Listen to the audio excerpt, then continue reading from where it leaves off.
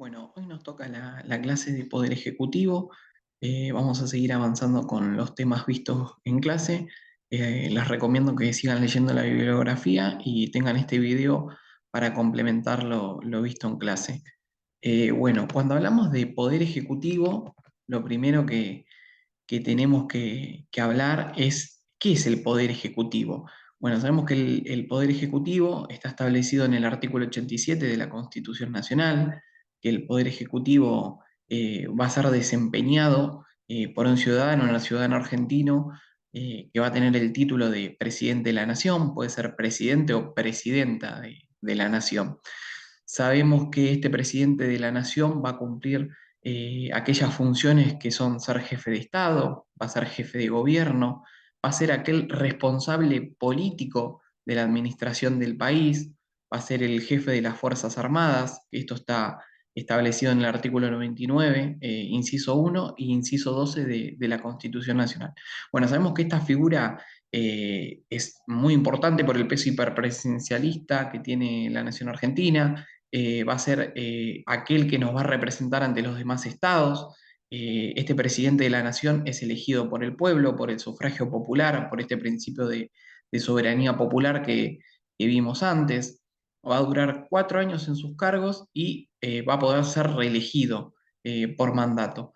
Eh, Así que después, otra de las figuras que vamos a ver del Poder Ejecutivo, porque el Poder Ejecutivo no es solamente el presidente de la Nación, sino que también es parte del Poder Ejecutivo tanto la vicepresidenta de la Nación como o vicepresidente, actualmente tenemos vicepresidenta, o el jefe de gabinete de ministros. Bueno, este jefe de gabinetes de ministros va a ser el jefe de todos los gabinetes de ministros, va a ser el más importante de los ministros, va a ser como la mano derecha del presidente. Es una categoría que después de la reforma constitucional de 1994 se empezó a usar en nuestro país. Está establecido en el artículo 100 y ahí van a estar sus atribuciones y las funciones. Lo que es el tema de las funciones las podemos agrupar o dividir o como lo quieran indicar ustedes en legislativas, administrativas y de coordinación. Las voy a pasar a leer rápidamente. Es legislativa, ¿por qué? Porque envía cada año al Congreso el proyecto de ley del presupuesto general de gastos y recursos para el sector público nacional. Por medio de su firma refrenda los decretos reglamentarios, prorroga las sesiones ordinarias del Parlamento y convoca a las sesiones extraordinarias que vimos anteriormente en Poder Legislativo.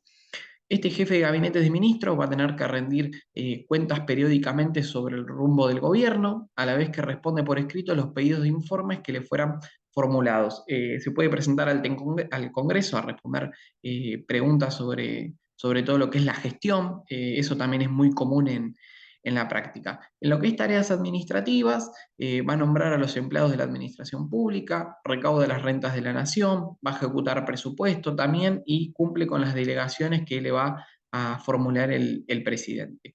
En cuanto a la coordinación, ejerce la administración general del país, trabajando junto al gabinete de ministros y sus funcionarios, coordinando las tareas a su cargo y haciendo un seguimiento de las políticas públicas diseñadas. Y obviamente este mismo va a convocar semanalmente reuniones de gabinete y las va a llevar a cabo en caso de ausencia del presidente. Es muy común esto que el jefe de gabinete por ejemplo, se junte con los gobernadores y sea el encargado de hacer estas gestiones. Después, cuando hablamos del Poder Ejecutivo, obviamente este Poder Ejecutivo va a tener atribuciones y facultades. Bueno, en la Constitución Nacional, en el artículo 99, están establecidas esas atribuciones. Hay más de 20 incisos, de 20 atribuciones, y entre las más destacadas, que también las hemos visto con Poder Legislativo, eh, se va a encontrar que este Poder Ejecutivo puede intervenir en lo que es la formación y la sanción de leyes, ya que la Constitución le da este poder de poder vetar. Se puede hacer este veto que es tanto total como parcial. Después, otra de las cosas que vimos y después vamos a detallar es que este Poder Ejecutivo va a tener estas facultades para dictar reglamentos, decretos delegados, decretos de necesidad de urgencia, que esto lo vamos a ver, decretos de carácter autónomo, que esto lo vamos a ver ahora en profundidad más detalladamente. Y siempre tenemos que tener en cuenta, que es lo más importante, que este presidente va a ser el responsable político de la administración del país. Esa es la primera atribución que establece este artículo 99. Ahora vamos a empezar a hablar de los decretos, que esto ya lo vimos en clase, hemos hecho actividades y nada, es para refrescar y es algo muy importante. Bueno, vamos a hablar primero de los decretos autónomos que están establecidos en el artículo 99, inciso 1. Bueno, el artículo 99 lo que plantea es que el presidente tiene atribuciones. Es el jefe supremo de la nación, va a ser jefe de gobierno y responsable de político de la administración general del país, que es lo que vimos con anterioridad. Entonces, este presidente de la nación, como es el responsable político de la administración general del país, o bueno, el jefe de gabinete, como también lo mencionamos anteriormente, que es una figura importante, va a ser el encargado de ejercer esta administración y por lo tanto van a poder expedir reglamentos, estos reglamentos que sean necesarios para ello. Entonces, ¿qué son estos decretos que se denominan autónomos? Bueno, son autónomos, ¿por qué?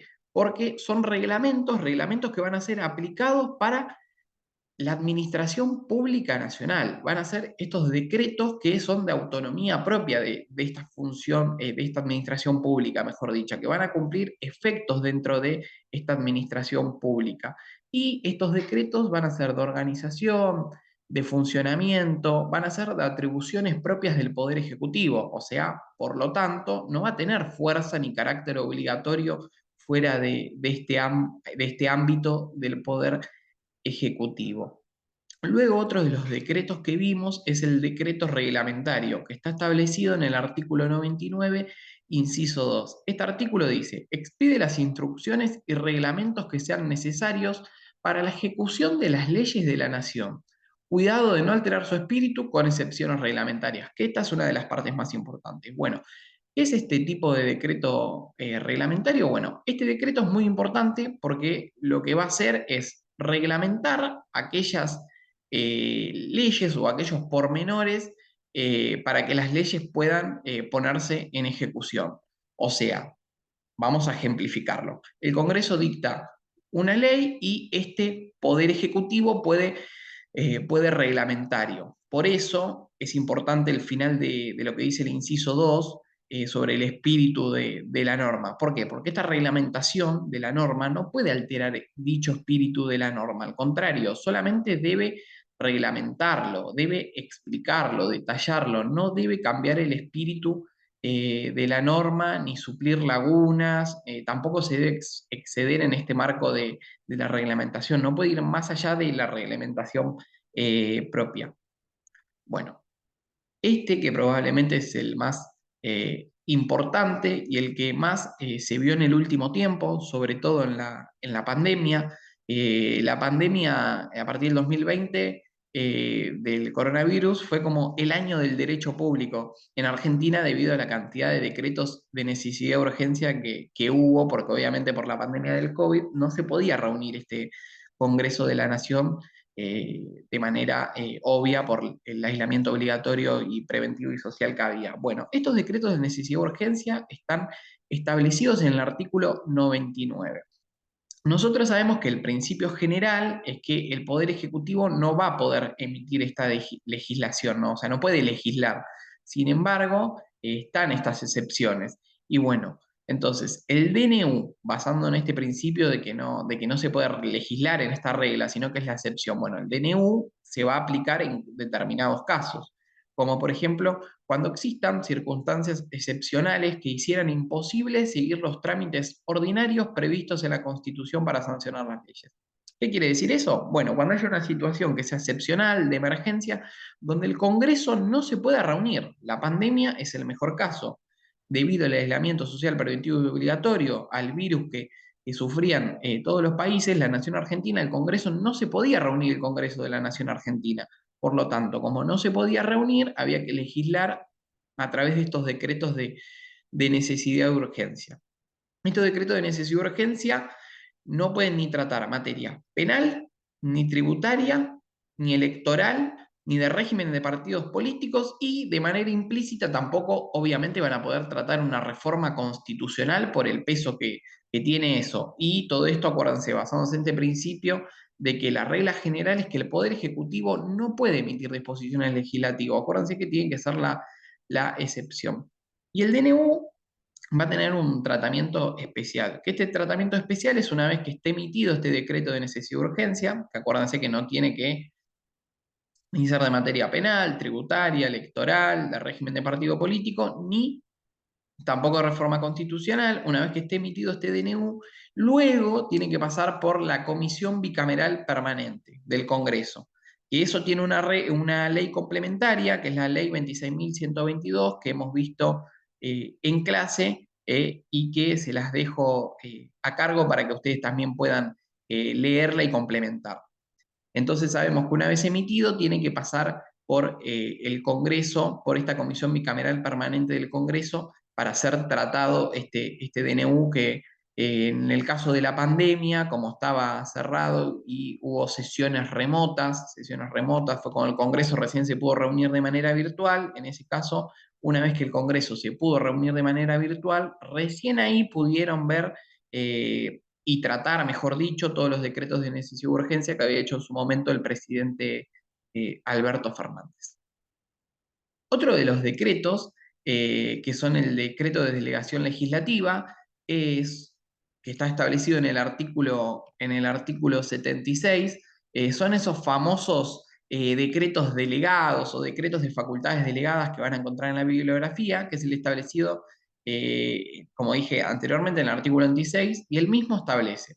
Se prohíbe la legislación, la delegación legislativa en el Poder Ejecutivo, salvo en materias determinadas de administración o de emergencia pública. Acá ya nos marca de entrada en qué ámbitos, o mejor dicho, en qué materia se va a poder legislar acá el Poder Ejecutivo, con plazo fijado para su ejercicio y dentro de las bases de la delegación que el Congreso establezca. Ahí ya también le da nuevamente la participación al Congreso. El principio general es la prohibición de delegar la función de dictar disposiciones de carácter legislativo en el Poder Ejecutivo. Nuevamente recordamos eso. No es la regla, sino que es la excepción que el Poder Ejecutivo esté o actúe, mejor dicho, en carácter legislativo. Bueno, ¿cuáles son estas excepciones donde el decreto delegado puede actuar? Bueno, es cuando, como lo establece el artículo, cuando se trate de materias que sean determinadas de lo que es la administración o la emergencia pública. Tiene que tener, obviamente, un plazo fijado para este ejercicio. Ese plazo, ¿quién lo va a establecer? La ley delegante. Una ley delegante que tiene que ser, o mejor dicho, pasar por el Congreso esa ley delegante. Y en esa ley delegante lo que va a pasar es que se van a establecer las bases y condiciones, es la base de el Congreso va a establecer.